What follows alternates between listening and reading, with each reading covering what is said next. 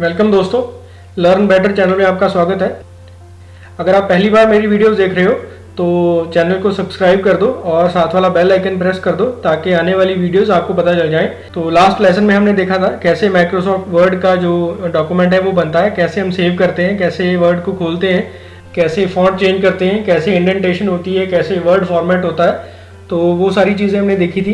तो आज हम बात करेंगे माइक्रोसॉफ्ट वर्ड में टेबल के साथ कैसे काम करते हैं। तो जो भी चीज़ें हैं क्लिपबोर्ड में, फॉन्ट में, पैराग्राफ में है, तो वो हमने पूरी देखी थी।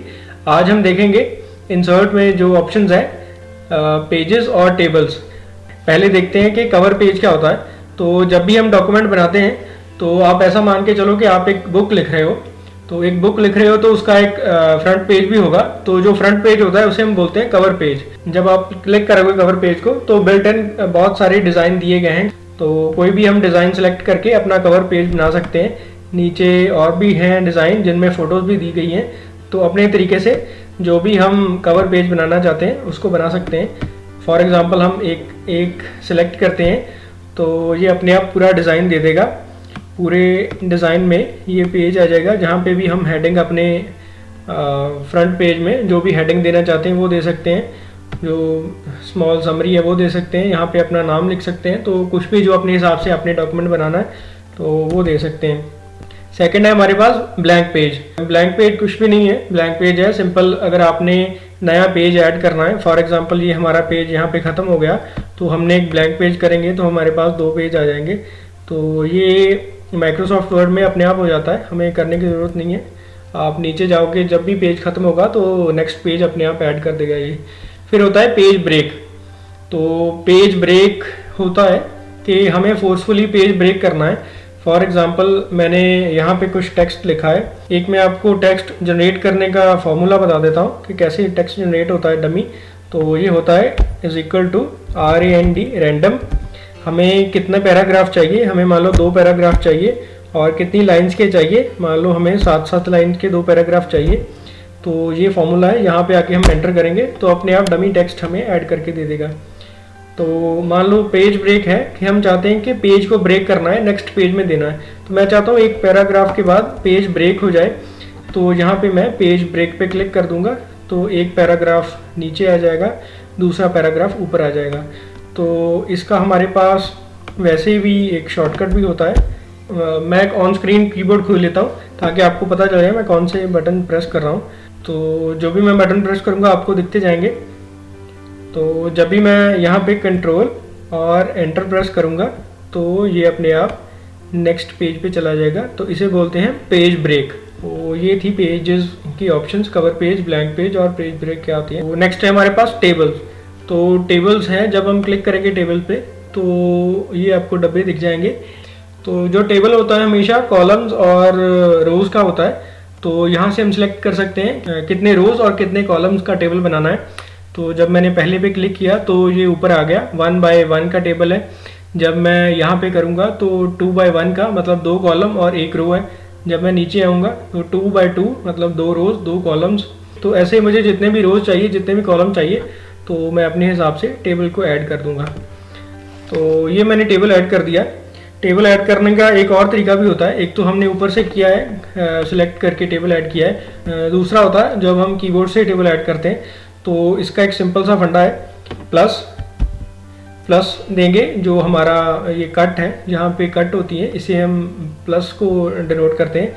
फिर माइनस माइनस माइनस जितना भी लंबा हमें कॉलम चाहिए, फिर प्लस, फिर माइनस जितना लंबा कॉलम चाहिए, फिर प्लस, फिर माइनस जितना लंबा हमें कॉलम चाहिए।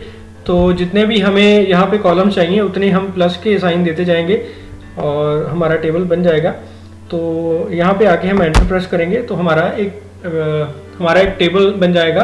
तो इसमें एक और ऑप्शन है, मान लो हमारे पास एक टेबल ऐसा बन गया, हम चाहते हैं कि इसमें और रोज़ ऐड करनी है। तो इसका सिंपल सा फंडा होता है कि टेबल के एंड पे कर्सर को लेके आओ और यहाँ पे एंटर प्रेस कर दो। तो जितनी बार भी हम लास्ट पे लाके एंटर प्रेस करेंगे तो एक नई रो ऐड हो जाएगी।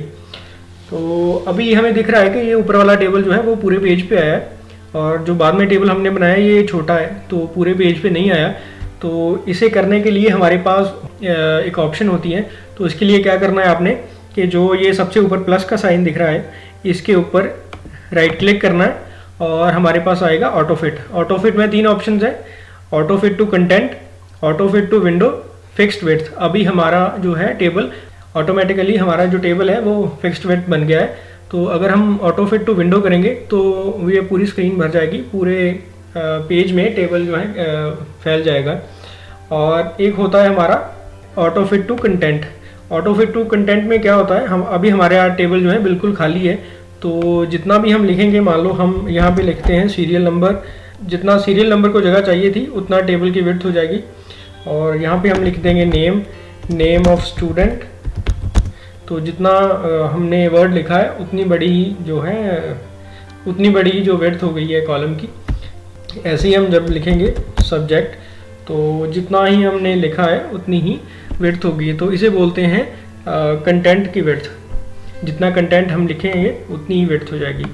तो ये थी 3 फिट ऑप्शंस के, एक कंटेंट, दूसरी विंडो और तीसरी फिक्स्ड विड्थ। तो इसे मैं इसकी विड्थ कर देता हूँ अभी के लिए विंडो, तो पूरी विड्थ आ जाएगी। मान लो मेरे पास हैं 4 स्टूडेंट्स हैं, तो मैं यहाँ पे 4 रोज़ ऐड कर लेता हूँ, 3 और 4, और उनके सब्जेक्ट में लिख लेता हूँ। फॉर एग्ज़ाम्पल मुझे अभी है कि नेम में मुझे चाहिए कि फर्स्ट नेम अलग आए और सेकंड नेम अलग आए, तो मैं क्या करूँगा, स्प्लिट ऑप्शन यूज़ करूँगा, तो कॉलम को स्प्लिट कर दूँगा। तो वो कैसे करते हैं, यहाँ पे क्लिक करके राइट क्लिक करेंगे, तो इसमें है स्प्लिट सेल। स्प्लिट सेल्स में क्या होगा, हमें एक रो है और कितने कॉलम्स में डिवाइड करना है, 2 में, तो ये जो है पूरा का पूरा जो कॉलम है ये 2 हिस्सों में डिवाइड हो जाएगा। एक में हम फर्स्ट नेम भर सकते हैं, जैसे राम है, और मान लो शर्मा भर देते हैं लास्ट नेम, तो ऐसे करके हम कुछ भी कर सकते हैं। इसे भी अगर हमने स्प्लिट करना है तो राइट क्लिक स्प्लिट, 2 में स्प्लिट हो जाएगा। तो ऐसे हम पूरे के पूरे कॉलम जो हैं वो स्प्लिट कर सकते हैं। तो स्प्लिट करने के बाद अगर मुझे लगे कि मेरे से गलती हो गई है, मैंने यहाँ पे लिख दिया है श्याम शर्मा, तो मुझे अगर लगे कि मेरे से गलती हो गई है, मुझे स्प्लिट नहीं था करना, तो मैं इसे मर्ज भी कर सकता हूँ। तो इसे मर्ज करने के लिए क्या करना है, जितने भी कॉलम्स को मर्ज करना है उनको सिलेक्ट करेंगे और राइट क्लिक करके मर्ज सेल्स, तो ये मर्ज हो जाएगा अपने आप। तो ये एक ही कॉलम बन जाएगा मर्ज होके। तो ये हो गया हमारा मर्ज और स्प्लिट। इसके बाद हमारे पास है कि अगर हम चाहते हैं कि ये हम टेबल जो है पूरे के पूरे टेबल को ही 2 टेबल्स में डिवाइड करना है। फॉर एग्जांपल मेरे को फर्स्ट टेबल में फर्स्ट और सेकंड ही चाहिए और थर्ड फोर्थ जो है वो मुझे अलग टेबल में चाहिए। तो इसके लिए मैं क्या करूँगा, तो मैं सिलेक्ट करूँगा 3 4 को और प्रेस करूँगा शिफ्ट ऑल्ट और डाउन एरो, ये जो डाउन एरो है इसे प्रेस करूँगा, तो ये टेबल पहले से अलग हो गया। अब मैं फिर से अगर इसे जोड़ना चाहता हूँ तो शिफ्ट ऑल्ट और अप, तो ये हो गया। हम 2 टेबल में डिवाइड भी कर सकते हैं, 2 टेबल्स को जोड़ भी सकते हैं। और इसके बाद है हमारा, फॉर एग्जांपल मैं चाहता हूँ कि 3 नंबर जो हमारी रो है इसे मैं पहले भी लेके आना चाहता हूँ, तो या तो मैं यहाँ से कट करूँगा और वहाँ पे जाके पेस्ट करूँगा, बट ये बहुत ही टीडियस काम है। तो इससे अच्छा हमारे पास शॉर्टकट है कि हम 3 वाली रो पे सिलेक्ट करेंगे, कर्सर को लेके आएंगे और फिर प्रेस करेंगे शिफ्ट ऑल्ट और अप जहाँ पे भी हम रखना चाहते हैं। तो ये देखो 3 वाली जो रो थी पूरी की पूरी ऊपर चली गई, 1 2 नीचे आ गया। अब हम जहाँ पे भी इसे रखना चाहते हैं, मान लो मैं सबसे लास्ट में लेके जाना चाहता हूँ, तो फिर वैसे ही क्लिक करके शिफ्ट ऑल्ट और डाउन, तो जहाँ पे भी मैं रखना चाहूँगा तो वैसे ही रख सकता हूँ। इसके बाद है हमारे पास टेक्स्ट डायरेक्शन। फॉर एग्जांपल मेरे पास ये कॉलम है एक सीरियल नंबर का, तो सीरियल नंबर लिखा है काफ़ी बड़ा, इसके बाद जो भी लिखा है 1 2 3 ये छोटा छोटा है। सीरियल नंबर है जो, तो ये कट के आ रहा है, SR ऊपर आ रहा है, SNO नीचे आ रहा है, सीरियल नंबर नीचे आ रहा है। या मैं इसे पूरा भी लिख दूँ SERIAL सीरियल नंबर।